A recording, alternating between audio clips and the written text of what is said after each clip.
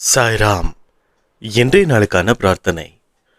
நீங்கள் அனைவரும் உங்களுடைய பிரார்த்தனையில் நிலைப்பாடு தவறாமல் இருக்க வேண்டும். எப்படி தெரியுமா? உங்களுடைய பிரார்த்தனையை சாயப்பாவிடம் கோரிக்கையாக வைத்த பிறகு இது என்று நடக்கும் என்ற கேள்வி உங்களுக்கு இருக்கக்கூடாது.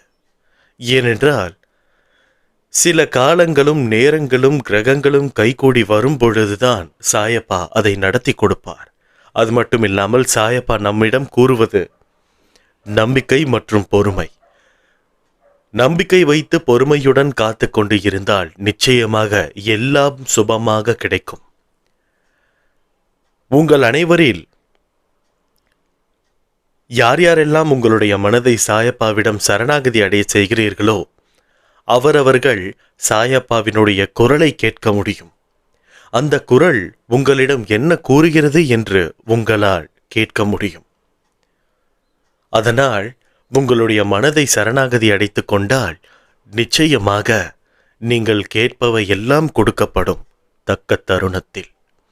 உதாரணத்திற்கு, நீங்கள் ஒரு செல்வந்தராக வேண்டும் என்று ஒரு பிரார்த்தனையை வைத்தால் நிச்சயமாக அந்த பிரார்த்தனையை நிறைவேற்றி தர குறைந்தது ஒரு 6-7 வருடமாவது ஆகும்.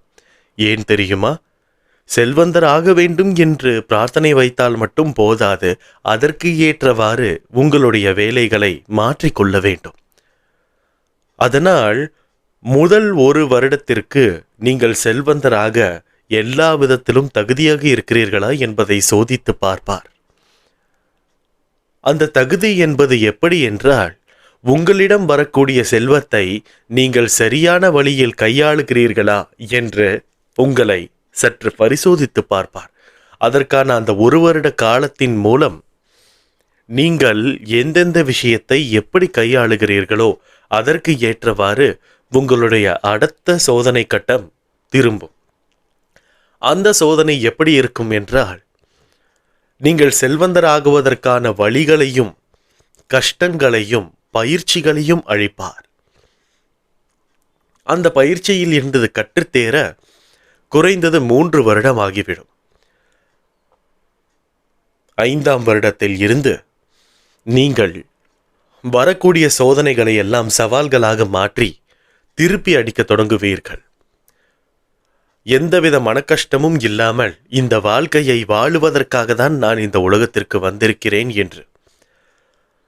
அந்த 3 வருட கஷ்டத்தில் அந்த சோதனைகளை எல்லாம் சவால்களாக மாற்றக்கூடிய காலத்தில் நீங்கள் பட்ட சோதனைகள் கஷ்டங்கள் எல்லாம் சாதனைகளாக மாறி இந்த ஊர் போற்றும்படி நீங்கள் ஒரு செல்வந்தராக மாறுவீர்கள். இப்போது கூறுங்கள், உங்களுடைய பிரார்த்தனை நிறைவேறாமல் போகுமா என்ன? நிச்சயமாக நிறைவேறும். ஆனால் நீங்கள் வைக்கக்கூடிய பிரார்த்தனைக்கு பொறுத்தவாறு அது அந்தந்த இடத்திற்கும் நேரத்திற்கும் ஏற்றவாறு மாறும். நாம் செய்வதெல்லாம் என்னவென்றால் நம்பிக்கையை வைத்து பொறுமையுடன் காத்திருக்க வேண்டும். அந்த நம்பிக்கை இருந்தால் யாராக இருந்தாலும் உலக ஆளலாம். இன்றைய நாளுக்கான பிரார்த்தனையை பார்த்துடலாம். முதலாவதாக அஜிதா, இவங்களுக்கு பிஸ்னஸ் நல்லா நடக்கணும்னு சொல்லி சாயப்பா கிட்ட வேண்டுதல் வச்சிருக்கிறாங்க. வேண்டுதல் வைக்கிறவங்க பிஸ்னஸ் நல்லா வரணும்னு சொல்கிறாங்கன்னா அவங்க என்ன பிஸ்னஸ் பண்ணுறாங்க, அவங்களோட பிஸ்னஸோட நேம், இது எல்லாமே கொடுத்தாங்கன்னா இன்னும் நம்ம ப்ரேயர் பண்ணுறதுக்கு ஈஸியாக இருக்கும். ஸோ அதனால் இவங்க எந்த மாதிரியான பிஸ்னஸ் பண்ணாலும் நிச்சயமாக அது செல்வ செழிப்போடு அத்தனை வேலை செய்யும் ஆட்களுக்கும் சம்பளத்தை அள்ளி தரக்கூடிய ஒரு தொழிலாக மாற வேண்டும் என்று நம்ம சாயப்பா கிட்ட வேண்டுதல் வச்சுக்கலாம். அடுத்ததாக இன்றைய நாளில் பர்த்டே செலிப்ரேட் பண்ணுறவங்களோட லிஸ்ட்டு இப்போ சொல்லிடலாம். இந்த மாதிரி யார் பர்த்டே வெட்டிங் டே செலிப்ரேட் பண்ணாலும் அவங்களோட நேம் சொன்னீங்கன்னா நம்ம ப்ரேயரில் வச்சு ப்ரேயர் பண்ணிக்கலாம். இல்லைனா அது பொது பிரார்த்தனையாக தான் போகும். ஸோ இன்றைய நாளில் மொத்தம் 4 பேர் பர்த்டே செலிப்ரேட் பண்ணுறாங்க. யாருன்னா, உஷா முனுசுவாமின்னு சொல்லி அவங்களோட ஹஸ்பண்டும் அவங்களோட சன்னுக்கும் ஒரே நாள், அதாவது இன்னைக்கு பர்த்டே. அவரோட ஹஸ்பண்டோட பேர் என்னென்னா முனுசுவாமி, சன்னோட நேம் அருண். இவங்க 2 பேர்த்துக்குமே இன்றைக்கி பர்த்டே. அது மட்டும் இல்லாமல் இதே மாதிரி ஒரு விஷயம் வனேஜா அம்மான்னு ஒருத்தங்களுக்கு, அவங்களோட ஹஸ்பண்டுக்கும் சன்னுக்கும் ஒரே நாளில் பர்த்டே. அவங்களோட husband name Gopi Krishna, son name சொல்லலை. ஸோ இவங்க 2 பேத்துக்கும் ஒரே நாளில் பர்த்டே. இந்த மாதிரி இந்த 4 பேத்துக்கும் ஒரே நாளில் பர்த்டே வந்ததுனால இவங்களுக்கு தேவையான எல்லா விஷயங்களும் சாயப்பா கொடுக்கணும்னு சொல்லி நம்ம சாயப்பா கிட்ட வேண்டிக்கலாம். இவங்களுக்கான தேவைகள், அவர்களுடைய மகனுக்கான படிப்புகள், பட்டங்கள் எல்லாமே சாயப்பா வாரி வழங்கணும்னு சொல்லி நம்ம சாயப்பா கிட்ட வேண்டிக்கலாம். அடுத்ததாக அபிநயா, இந்த பிரார்த்தனையை கொஞ்சம் நல்லா உற்று கவனித்து கேளுங்க. ஏன்னா இது ரொம்ப நிறைய பிரச்சனை இருக்குது இவங்களுக்கு. என்னென்னா இந்த அபிநயான் இருக்கிறவங்களுக்கு இவங்களுக்கு 2 குழந்தைங்க இருக்காங்க. இவங்களுக்கு பாஸ்ட் ஒரு 10 இயர்ஸாக, அதாவது கடந்த ஒரு 10 வருடமாக இவங்களுக்கு நெகட்டிவ் தாட்ஸ் நிறைய வந்துக்கிட்டே இருக்குது. ரொம்ப எதிர்மறையான எண்ணங்கள் நிறைய வருது. இதுக்காக நிறைய சைக்காட்ரிஸ்ட்டை பார்த்துட்டு கவுன்சிலிங்க்கான டேப்லெட் எல்லாமே எடுத்துருக்குறாங்க. பட் இருந்தாலுமே இது எதுவுமே வேலைக்கு ஆகலை. கவுன்சிலிங் டேப்லெட் அதுக்கான சைக்காட்ரிஸ்ட் டேப்லெட்லாம் எடுத்தாலே இன்னும் ரொம்ப ஒரு மாதிரி டிப்ரெஷனுக்கு போகிற மாதிரியான ஒரு ஃபீல் தான் இருக்கும். ஏன்னா ஒரு மாதிரி மயக்கத்திலே இருக்கிற மாதிரி இருக்கும். ஸோ இந்த டேப்லெட்டை எல்லாமே ஸ்டாப் பண்ணிவிட்டு இவங்களோட நெகட்டிவ் தாட்ஸை கண்ட்ரோல் பண்ணணும்னு சொல்லி சாயப்பா கிட்ட ஒரு வேண்டுதலாக வச்சுருக்குறாங்க. நிச்சயமாக இவங்களுக்கு வரக்கூடிய எந்த விதமான எதிர்மறை எண்ணங்களாக இருந்தாலும், நெகட்டிவ் தாட்ஸ்னால் ரொம்ப அதிகமான நெகட்டிவ் தாட்ஸ் சில பேர்த்துக்கு வரும். சில பேர்த்துக்கு எப்படின்னா, இப்போ நம்ம இருக்கிற வீடு இடிஞ்சு விழுந்துருச்சுன்னா என்ன ஆகும், நம்ம வீட்டுக்குள்ளேயே மாட்டிக்கிட்டோன்னா என்ன ஆகும், அந்த மாதிரியான நெகட்டிவ் தாட்ஸ் வருவதற்கான வாய்ப்புகளும் இருக்குது. ஸோ இந்த மாதிரி எந்த மாதிரியான நெகட்டிவ் தாட்ஸ் வந்தாலும் நிச்சயமாக அதை நேர்மறை எண்ணங்களாக சாயப்பா மாற்றி கொடுக்கணும்னு சொல்லி நம்ம சாயப்பா கிட்ட வேண்டிக்கலாம். அடுத்ததாக இவங்களுக்கு ஹார்ட்டில் வால்வில் கொஞ்சம் ப்ராப்ளம் இருக்குது. ஹார்ட்டில் எந்த விதமான பிரச்சனையாக இருந்தாலும், எவ்வளவு பெரிய பிரச்சனையாக இருந்தாலும், ஹார்ட்டையே மாற்றி ஆகணுன்ற பிரச்சனை இருந்தாலும் அது சாயப்பா மிகவும் அவருடைய வழியில் சுலபமாக நடத்தி கொடுப்பார் என்பதில் எந்தவித சந்தேகமும் இல்லை. அதனால் இந்த ஹார்ட் சம்மந்தப்பட்ட எந்தவித பிரச்சனையாக இருந்தாலும் அது கூடிய விரைவில் நலம் பெற்று இவங்களோட உடம்பு மிகச் சரியாக வர வேண்டும்னு சொல்லி நம்ம சாயப்பா கிட்ட வேண்டிக்கலாம். இவங்களுக்கே இன்னொரு பிரச்சனை இருக்குது. என்னென்னா, ப்ரெக்னன்சி அப்போது ஸ்டொமக் பெருசானது இன்னும் சின்னதாகலை, இப்போ வரைக்குமே சுருங்கலை. அதுக்காக பிளாஸ்டிக் சர்ஜரி பண்ணணும்னு சொல்லியிருக்கிறாங்க. ஸோ அந்த பிளாஸ்டிக் சர்ஜரியும் இல்லாமல் நேச்சுரலாகவே அது குறையிற மாதிரியான வாய்ப்புகளை சாயப்பா கொடுக்கணும். அப்படி பிளாஸ்டிக் சர்ஜரி தான் பண்ணணும்னு இருந்துச்சுன்னா நிச்சயமாக எந்தவித இடையூறுகளும் கஷ்டங்களும் கிரிட்டிக்கலான கண்டிஷன்ஸும் கிரிட்டிக்கலான மெடிக்கல் கண்டிஷன்ஸும் இல்லாமல் சாயப்பா அதை சூப்பராக பண்ணி கொடுக்கணும்னு சொல்லி நம்ம சாயப்பா கிட்ட வேண்டிக்கலாம். அடுத்ததாக இவங்களுக்கே காலில் நரம்பில் வெரிகோஸ் ப்ராப்ளம் இருக்குன்னு சொல்லி டாக்டர் சொல்லியிருக்கிறாங்க. அந்த வெரிகோஸ் ப்ராப்ளம் இருக்கிறவங்களுக்கு யாருக்குமே ரொம்ப நேரம் நிற்க முடியாது, நின்னா ரொம்ப வலி எடுக்கும். அந்த வலி ரொம்ப ரொம்ப ஒரு கஷ்டமான ஒரு வலி. ஏன்னா ஒரு சாதாரணமான ஒரு வாழ்க்கையை வாழ முடியாமல் ஒரு இடத்துக்கு போனால் நம்ம நிற்காமல் ஒரு சேரை தேடணும், இதெல்லாம் ரொம்ப ரொம்ப கஷ்டமான விஷயம். அப்படி இருக்கும்போது இந்த வெரிகோஸ் ப்ராப்ளமும் எந்த விதமான பிரச்சனையாக இருந்தாலும் சாயப்பா அதை நிவர்த்தி பண்ணி கொடுக்கணும். அது மட்டும் இல்லாமல் இவங்களோட சன்னுக்கு தொண்டையில் உள்நாக்கு வளருது, அதாவது த்ரோட்டில் உள்நாக்கு வளர்ந்துட்டுருக்குது. அதுக்கு உண்டான உபயோகங்கள் என்னென்ன சாயப்பா கொடுக்கணுமோ அதை கொடுத்து அந்த குழந்தை ரொம்ப ஆரோக்கியமாக வளரணும்னு சொல்லி நம்ம சாயப்பா கிட்ட வேண்டிக்கலாம். இன்னொரு வாட்டி உங்களோட பிரார்த்தனையை சொல்கிறேன். உங்களுக்கு 2 குழந்தை இருக்குது. பாஸ்ட் 10 இயர்ஸாக உங்களுக்கு நெகட்டிவ் தாட்ஸ் இருக்குது. அது இல்லாமல் ஹார்ட் வால்வில் ப்ராப்ளம் இருக்குது. ப்ரெக்னன்சி ஸ்டொமக் சின்னதாகலன்னு சொல்லி பிளாஸ்டிக் சர்ஜரி பண்ணணும்னு சொல்லியிருக்காங்க. காலில் இருக்கக்கூடிய நரம்பில் வெரிகோஸ் ப்ராப்ளம் இருக்குது. சன்னுக்கு த்ரோட்டில் உள்நாக்கு வளருது. இந்த எல்லா விதமான கஷ்டங்களுக்கும் பிரச்சனைகளுக்கும் சாயப்பா நிச்சயமாக மிக விரைவில் தீர்வு கொடுப்பார் என்பதில் எந்தவித சந்தேகமும் இல்லை. அதனால் இது ஒரு பெரிய பிரார்த்தனையாக நம்ம எல்லாருமே வச்சுக்கலாம். அடுத்ததாக காஞ்சனா, இவங்களோட மகன் புருஷோத்தமன், இவங்களோட மருமகள் ஸ்ருதி, இவங்களுக்கு பேபி ப்ராப்ளம் இருக்குது. குழந்தை இன்னும் பிறக்காமல் இருக்குது. அது பேபி ப்ராப்ளம்ன்றதை நம்ம பேபி ப்ராப்ளம்னு இனிமேல் சொல்ல வேண்டாம், குழந்தை தாமதமாகுதுன்னு சொல்லலாம். ஏன்னா நம்ம ஒரு பிரச்சனை, கஷ்டம், துன்பம், வலி இப்படின்னு நம்ம சொல்லாமல் நம்ம நேர்மறையான வார்த்தைகளை யூஸ் பண்ணி பேசினா இன்னும் அது அந்த ப்ரேயர் செக்ஷன் ரொம்ப பாசிட்டிவாக இருக்கும். அதனால இவங்களுக்கு குழந்தை தாமதமாக இருக்கிறது.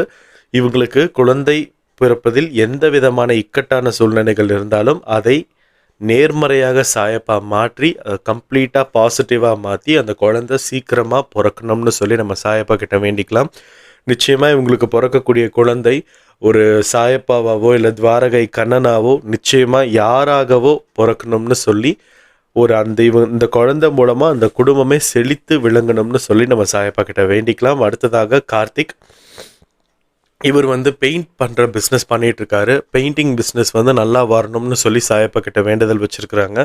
நிச்சயமாக உங்களுக்கு எந்த விதமான பெயிண்டிங் பிஸ்னஸ் இருந்தாலும் இங்கே சுற்றி இருக்கக்கூடிய எல்லா கான்ட்ராக்டுமே நிச்சயமாக இவங்களுக்கும் கிடைக்கணும்னு சொல்லி நம்ம சாயப்பா கிட்ட வேண்டிக்கலாம். எல்லாமே இவருக்கு கிடைக்கணும்னு நம்ம பண்ணிக்கிட்டா மற்றவங்களும் இதை நம்பி நிறைய பேர் இருக்கிறாங்க. அப்படி இருக்கும்போது எல்லாருக்குமே சமமாக ஈக்குவலாக கிடைக்கணும்.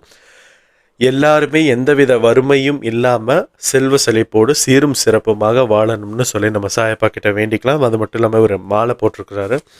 மாலை போட்டுட்டு ஐயப்பனை பார்த்துட்டு வரும்போது எந்த விதமான கஷ்டமான சூழ்நிலைகளும் இருக்கக்கூடாது. ரொம்ப சந்தோஷமாக போய் சாமியை தரிசனம் பண்ணிட்டு வரணும்னு சொல்லி நம்ம சாயப்பா கிட்ட வேண்டிக்கலாம்.